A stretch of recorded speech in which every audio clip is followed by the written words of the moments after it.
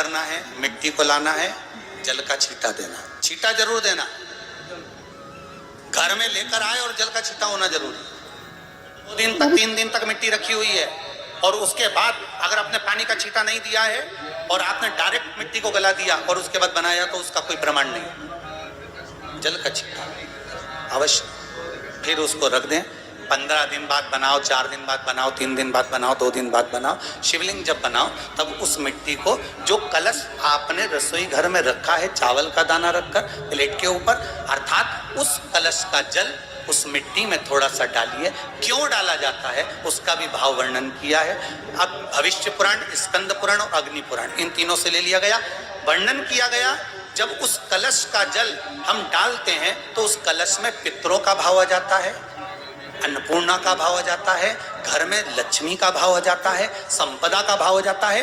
पूरे 24 घंटे के अंदर एक क्षण के लिए रसोई घर में 33 कोटि देवता आते हैं, तो वो देवता का सारा भाव उस कलश के अंदर आ जाता है। और वो जल जब हम उस मिट्टी में मिलाते हैं तो गंगा, यमुना, सरयू, सरस्वती, ये 33 कोटि देवता में, तो इन सब का आनंद उस जल में आ जाता है। और वो जल जब हम मिट्टी में मिलाते हैं तो मिट्टी पवित्र हो जाती है, स्वयं कैलाश अधिपति को स्वीकार करने के लायक हो जाती है, निर्मित करने के लायक। शिवलिंग का निर्माण, अब शिवलिंग का निर्माण कैसे करना? मिट्टी में गला दिया पानी में। सबसे पहले शिवलिंग बनाने से पहले पात्र को, पात्र जो होता है उसके नीचे एक बेलपत्र रखी, बेलपत्र भी सीधा भाग, और इस बेलपत्र की जो डंडी है वो उत्तर दिशा में रखना है थाली के अंतर्गत जब आप शिवलिंग का निर्माण करें, उत्तर।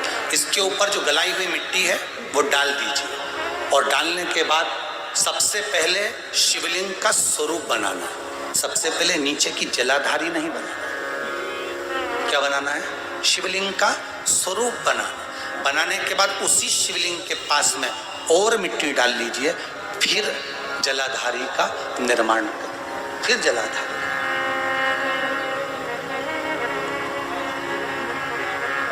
शिवलिंग जलाधारी निर्मित हो गई। शंकर जी का संपूर्ण परिवार शिवलिंग में रहता है, आपको पहले भी कहा। भगवान भूत अधिपति भूतेश्वर भगवान शिव का संपूर्ण परिवार शिवलिंग में, पहले भी कथा में कहा। निर्माण को मिट्टी लाए, स्वच्छ जगह की, जल का छींटा दिया, रखा। जब शिवलिंग बनाया तो एक कलश पानी पहले से 2 घंटा, आधा घंटा, 15 मिनट, 20 मिनट पहले उसको रख दिया। उसी पानी से उसको गीला करा। गीला करने के बाद उसका निर्माण सबसे पहले बेलपत्री, बेलपत्री के ऊपर मिट्टी, मिट्टी के ऊपर रखकर शिवलिंग का निर्माण, फिर जलाधारी का, जलाधारी का निर्माण और शिवलिंग का निर्माण पूर्ण होने के बाद में फिर बाबा का सुंदर भाव से आप श्रृंगार करें, अभिषेक करें, पूजन करें। और एक बात याद रखना, पार्थिव शिवलिंग का अगर निर्माण करा है तो आपको वो पार्थिव शिवलिंग को रात्रि होने से पहले विसर्जन होना जरूरी है। हाँ, अगर कोई भी शिवरात्रि का दिन है तो फिर आप पूरी रात रख सकते हो। हरतालिका तीज का दिन है, पूरी रात रख सकते हो। बड़ी तीज है, छोटी तीज है, आप शिवलिंग बनाए हो तो आप पूरी रात रख सकते हो। विशेष कोई उत्सव है, श्रावण का महीना है, पूरी रात रख सकते हो। पर बाकी के समय अगर आप शिवलिंग का निर्माण करें तो उसको सूर्यास्त होने के पहले आप उसको नदी में, जल में, जलाशय में विसर्जन करें।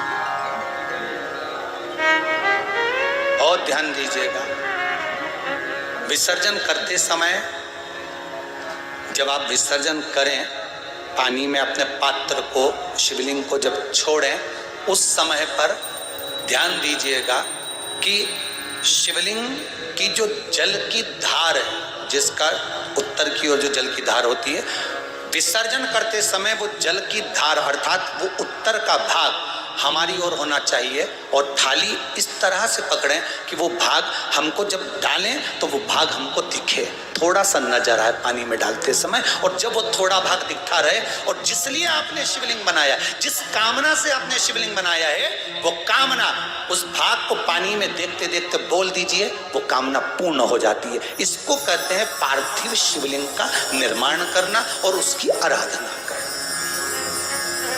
उसकी आराधना। कई लोग करते हैं, बना भी लेते हैं, पूजन भी करते हैं और कई बार कहते हैं हमारा काम नहीं, तो उसमें भगवान का दोष नहीं है, दोष अपना। देखो, आप आए नहीं, सुबह हो गई, मेरी पूजा की थाली धरी की इधर ही रहे, क्यों नहीं आए, किस लिए नहीं, वो हमें देखना।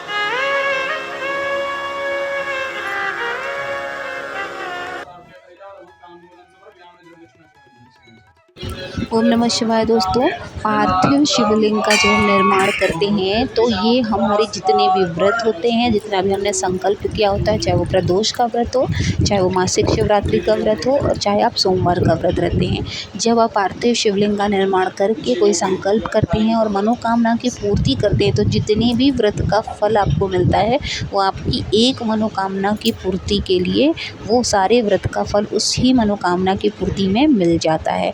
इसलिए जब आप दोबारा शुरू करते हैं कोई भी व्रत, कोई भी पूजा, तब वो किसी विशेष मनोकामना की पूर्ति में गिना जाता है। ठीक है, तो बहुत ज़रूरी है कि पार्थिव शिवलिंग का निर्माण आप तभी करें जब आपकी कोई विशेष मनोकामना है या कोई बहुत रुका हुआ काम है।